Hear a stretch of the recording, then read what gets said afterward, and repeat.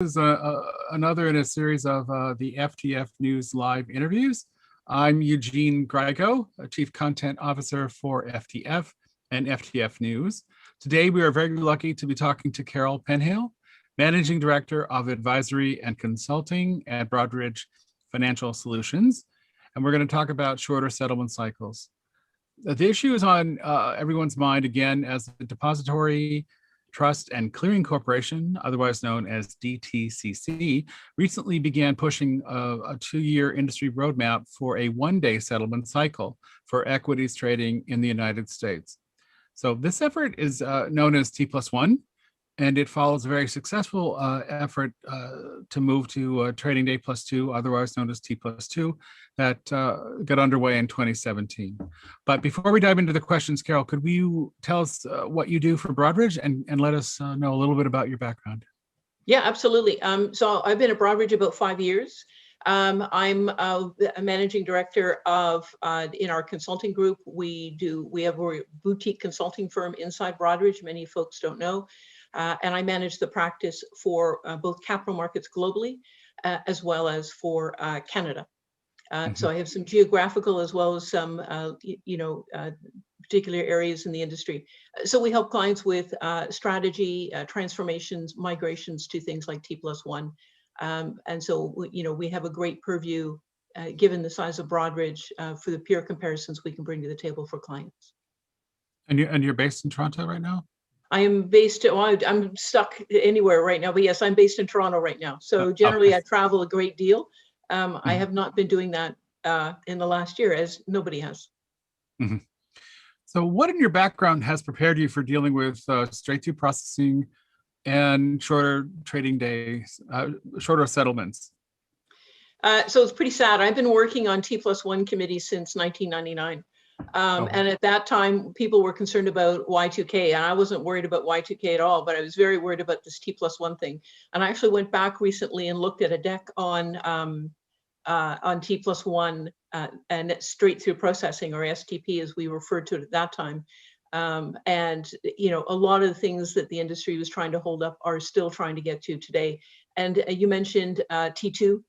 And T3, we finally moved from T3 to T2 in 2017. So, it's two decades in the making to get this far. Yeah. So for the T+2 push, were you involved in the T+2 effort, and could you let us know what you did? Yeah, so before I came to Broadridge, I was in consulting. Before that, ran my own firm, helped build a firm called Cutter Associates. Before that, in 1999, I had real jobs, like most of the people who will be watching this interview. And so, there are two big areas that are still the crux of many organizations. One is the quality of data, particularly the quality of data in trades and trade breaks. And the industry's been working to mitigate those challenges for a couple of decades. And secondly is the reliance on overnight batch processing. And firms are still looking to alleviate those. So I would say, we're chipping away at it as an industry. And this initiative from DTC is just another nugget in that notch, which is great. But it's a big project to get this done for the ecosystems across the globe. What do you think some were the big lessons learned from the T+2 effort? I think some of the things that we learned out of T2 were, when we moved from T5 to T3, you were still able to rely on batch processing. And I think that because, I have to run my batch processes overnight, and then I send it to you, Eugene, and then you compare your overnight batch to our overnight batch. And so right away, you're into T+2. And I think the move from T3 to T2 made that very tight for people to understand the challenges in terms of really aggressively moving to less reliance on batch processing. It also helped focus people on what is breaking, where are the trade breaks, why are we having challenges? And certainly in the due diligence that I've done with firms in terms of honing in exactly on where the problems are, you start to get an idea of what those are. So we learned some of that in T+2. Some of those are still items outstanding for firms to deal with. It's not because of lack of desire or effort, it's usually budget. And again, what are some of those problems that have carried over to the present and are requiring T+1? Very well, in terms of the attractiveness to the industry to move to T+1 and ultimately T0, there's an expression that goes back 20 years, is nothing good happens in the settlement cycle between the time of execution and settlement. So the more you can reduce that cycle, the better off you are, particularly from the standpoint of VAR, value at risk, risk mitigation, the particular counterparty risk, and looking for capital efficiencies. And in tight markets, the only thing that's happened since T+2 is markets have gotten tighter. People are looking for revenue, and the cost of dealing with failed trades is very expensive. And then what is at the heart of the data quality problems that are causing trade breaks and failed trades? That's an excellent question, Eugene. So top of the list is SSI, Standard Settlement Instructions. And you would think with the word standard in it, it would be pretty standard to do, but there are still challenges in those areas. So currency, defining the currency, defining the right account, getting the right CUSIP, ISIN, legal identifier. There are pieces of data that are missing or are incorrect. We're working with a lot of firms right now on business intelligence to look for trade breaks, because some of them through deductive reasoning and business intelligence, they're able to see the same problem over and over again and be able to come back with recommendations. And from that, not only does the system learn and fix the trades and expedite the move to, I'll say, a T+1 healthy environment with clean data, it also gives firms an ability to understand where they're having challenges in terms of where are the trade breaks, because if it were easy, everyone would do it, but identifying exactly where that needle is in the haystack and where the problems are originating usually requires some due diligence. And so how would moving to T+1 impact that issue? And would a shorter settlement process make the data quality problem worse, or? I don't know if it's going to make it worse. It certainly accentuates it, and we see firms working on that now. I think a bigger issue that I would see with moving towards T+1 and the data quality is you need all the members in the ecosystem to move ahead. So DTC have indicated 2 years, which is aggressive. I'm not saying anything that would be untoward, since we've been trying to get to T+1 for over 2 decades. Mm-hmm. But you have to put a line in the sand, and it's a very bullish line in the sand, and it helps push in terms of where people are comfortable or not. So in terms of what people can do today to look at achieving the T+1 environment and moving towards where they need to go, figuring out what their budgets look like, how they're going to allocate them to this, chipping away at the bottom layers. Why can't we do T+1? And it's the ecosystem inside firms as well as the ecosystem across the industry. Asset managers, custody, internationally. Some firms, some instruments, some countries are already moving with accelerated settlement. So you need to make sure that when you're moving to T+1 at DTC, it's in lockstep with some of your key partners, both in financial services and with other countries that may or may not be on the same path. So I suspect all those things are going to come to play. It's a giant moving of different pieces.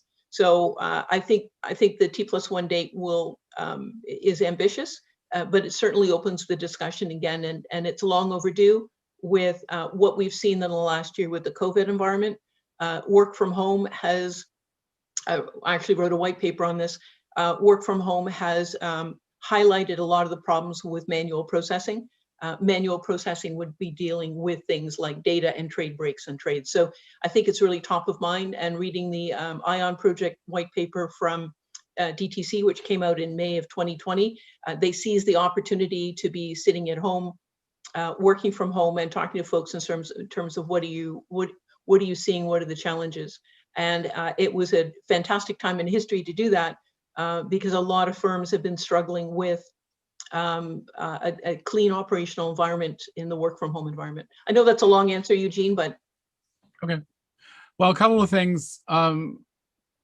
Is that white paper that you wrote available? Yeah, no, absolutely. Yeah, Okay, we because maybe we can make that available to our readers, and then I can look into it and see if it's maybe worth a story. Or, yeah, absolutely. uh, Yeah. but the other thing that occurred to me as you were speaking, is it better to have the DTCC take take charge here rather than a regulator? And if you don't want to answer that, that's fine. But it seems like the regulators don't want to get involved in this. So somebody within the industry has to kind of take the bull by the horn, so to speak.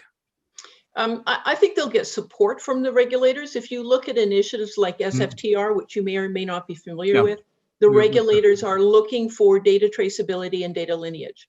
And that hits at the heart of what we need to do for straight through processing or the move to T. So I don't think there's any question they'll be behind these types of initiatives because they're looking for that type of data. I've spoken to regulators over the years, and they don't know what data is available. So they want to set a rule and a benchmark in terms of you have to adhere to this, but they also don't want to impede firms where they don't even have that data at all. So they don't want to push small firms into bankruptcy because they can't adhere to the regulatory and create monopolies for the large firms. So it's kind of the Achilles heel I've seen in the US for well over two decades, particularly dealing on the T+1 initiatives. Okay, so getting back to the pandemic that has ruled our lives through the last year. Yes. Have the logistical challenges caused by the COVID-19 pandemic pushed the industry to consider or to be more open to T+1? I would say indirectly, yes. I don't know if they would directly say, yes, we want to move to T+1 because of what we've seen in the last year.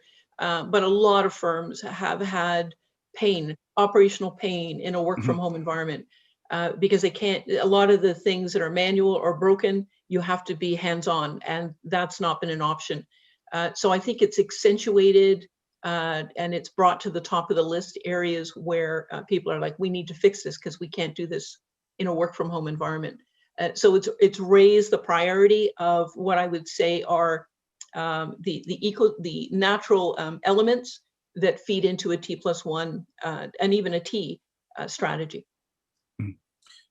And then you touched upon the issue of batch processing.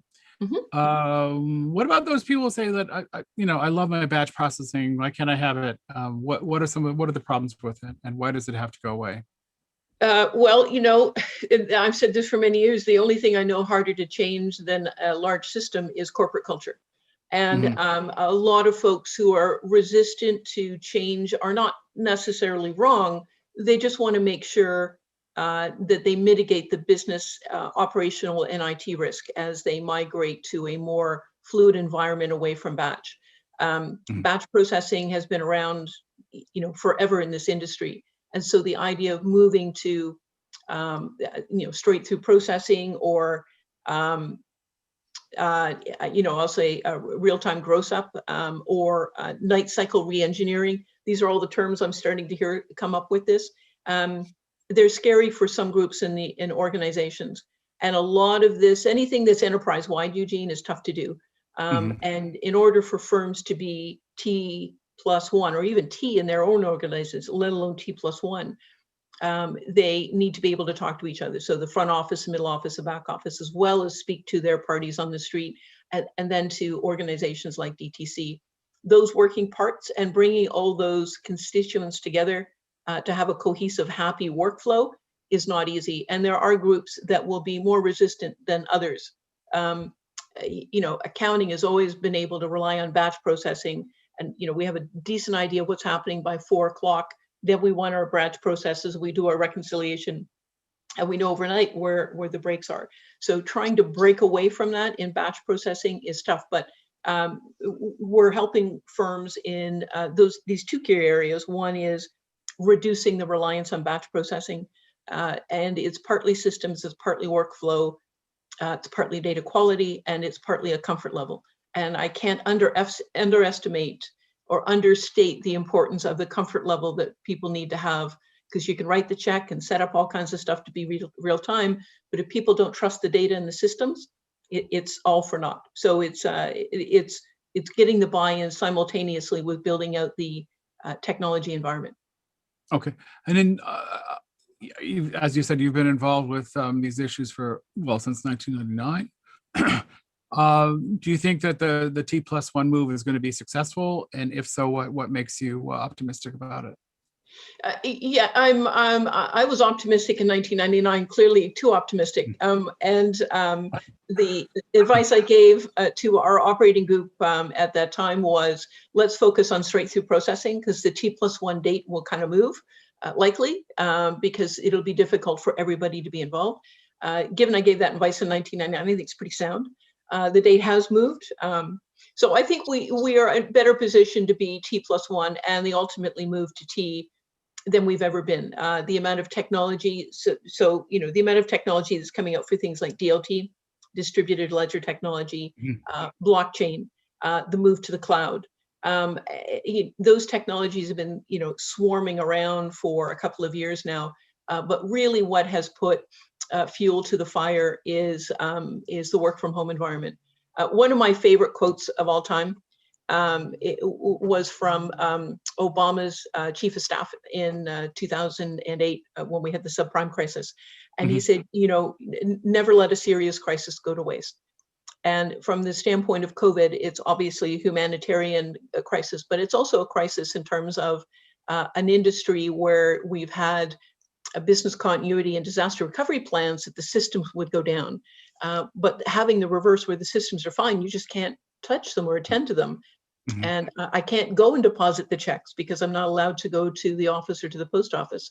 Those are issues we never took into account. So, you know, what the Obama's chief of staff meant by never let a serious crisis go to waste was, you know, it gives you an opportunity to do things you couldn't do before.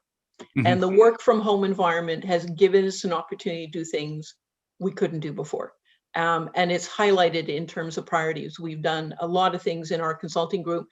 You know, a lot of people went home and tried to figure out what to do. I can tell you March, April, May, June last year, we were unbelievably busy because people were now forced into a situation where they had to run their operations and do daily settlement and couldn't be in the office. And so they relied on us a lot because we already did that in a large chunk of Broadridge. And on the consulting side, you know, we tried to bring things together to help optimize and make sure business as usual went on. But it certainly tweaked everyone's budget in terms of what they're going to do. So between the fact that the technology was there and the fact that we now have the crisis, which will help push it, I think we'll see a lot more respect for the challenges that are necessary to drive something like bringing a T+1 initiative to the top line in terms of we're going to make this happen. Now, distributed ledger technology, DLT, also known as blockchain, there was a lot of press excitement about it. Yes. And of course, I was a part of that. And we, I don't know if exactly we hyped it a little, but we did hype it a little. And we were making predictions about settlement and faster settlement and instantaneous settlement and all these things. What is really going to happen with blockchain, do you think? And I know that Broadridge itself has certainly been investigating this area. Yeah, I'm very bullish on DLT and blockchain as a whole. You know, very much like we're dealing with the T+1 issue we're talking about, Eugene, and it's a large elephant, and you have to eat it one bite at a time. It's the same with moving to blockchain and DLT. You take one piece at a time.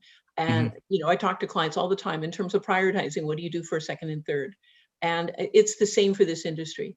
And so you take the, getting back to why is it important to move to T+1? It's to reduce the risk overnight.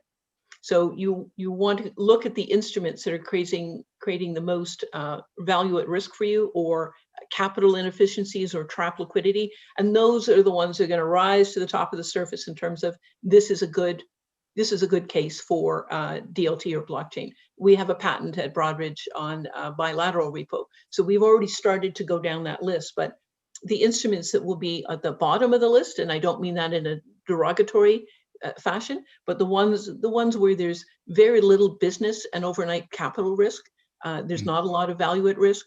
They're pretty straightforward. They go pretty well. So those will be the last ones that get prioritized to move to blockchain, because at the end of the day, the business issue for doing that, if it's not regulatory, because usually that drives an awful lot of stuff, it's what's the business risk? And the higher the business risk, the higher, in my experience, the higher the prioritization to get rid of that business risk, and so the move to T+1. Mm-hmm. Not to throw a spammer in the works, but what could delay the industry moving to T+1? I think 2 years is just based on history, Eugene. It's taken us 20 years to get this far.